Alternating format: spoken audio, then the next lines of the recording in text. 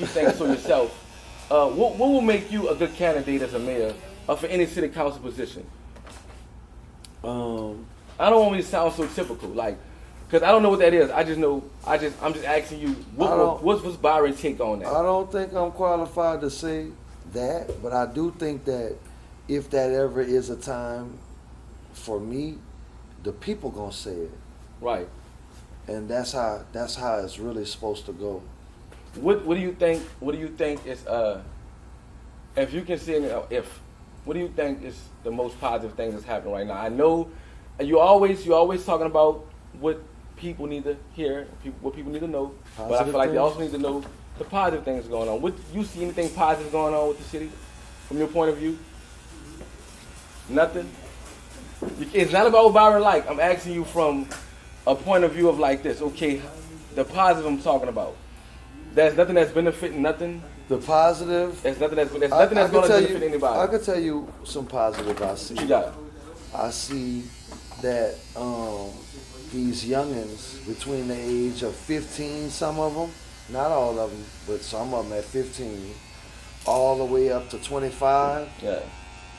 They smarter than most of my age group. And they see the world in real time and the real climate for what it really is without any of the veils. And that's a positive in my world. I get you. I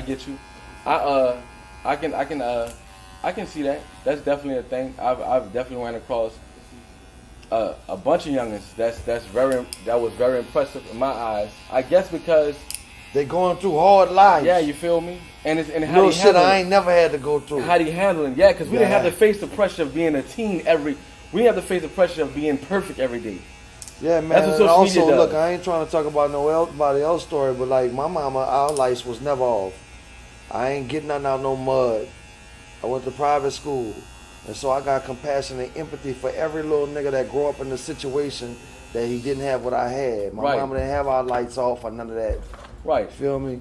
And so they got way more drastic stories than that shit right there. On top of social media being out, because I grew up in a couple of cribs. I stayed with my aunt. We didn't have lights, but it didn't feel like that. I didn't have no pressure on going to school of feeling like I didn't have lights because I wasn't trying to live a certain lifestyle like what social media does. So imagine the homies that's going through that and having to show up every day with this new thing of having to be perfect. Oh, well, look, you feel me? It was fucked up to go to school without social media with Emma Jimmy's on.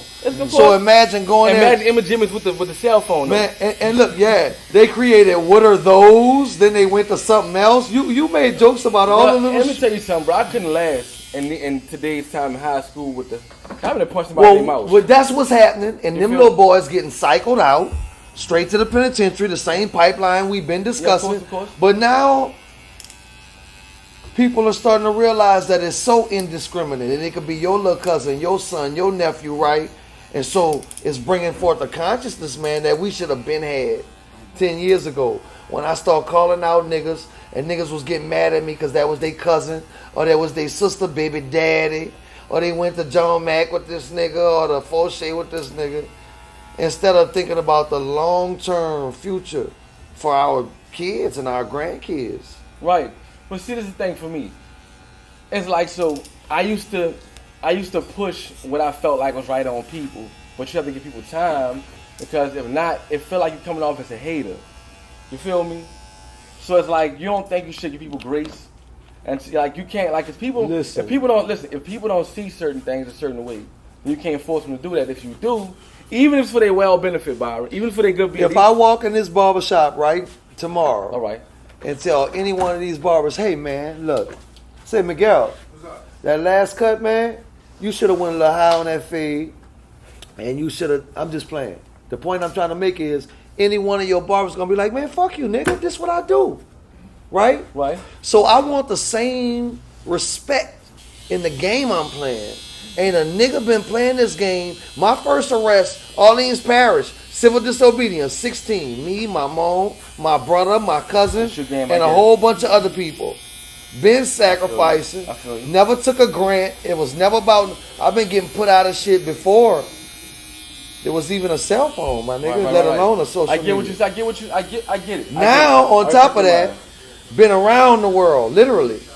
Seen shit for real on a global level, right? On top of that, raised by a general, proven. You said that. Yeah, no, she is a general. Your mama Okay. picked me up. She picked me up going to work, and she didn't even know me. And the first thing, I was like, "You okay with me being in your car?" And she said, "I'm not scared of no black man, and don't ever be scared of another black man." That right there, that. And also, mama that had a helped. Chrome Of 357 course, I'm pretty that much. she never. And she had that good, yeah. She had Yeah. the What's up? Xenopolis. Yes. Mama was a She Rastafarian. for real, boy. A real Got Rastafarian. that car like Bob Marley. Bloop doom, the bloop doom. the A bloop real doom, the Rastafarian. For real. Say, bro, like, what do you have? What do you have to say to people that say stuff like you trying to be like your mama? You trying to be like your mama?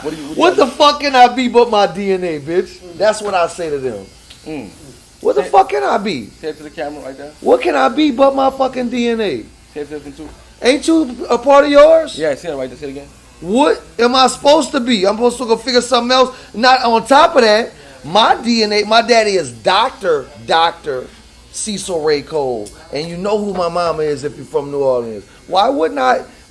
I'm sorry if y'all had to go get y'all heroes out of comic books. Damn. Mine was in my fucking house. Yeah, because Period. a lot of people, That's what I tell a them. lot of people that look up to people, they're on. These niggas out there trying to be like rappers and shit. Yeah, I see. And I ain't trying to be like nothing, trust me. Right. So You know, people say my delivery.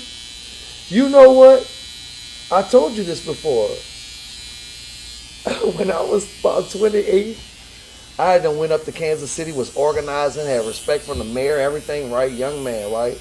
One day I came home and I told my mom, I said, "Mama, it's your delivery." She said, "Keep living, bitch." She said, "Keep living. You don't understand my fucking delivery." And you go look in the Clark yearbook, Joseph S. Clark, 1961.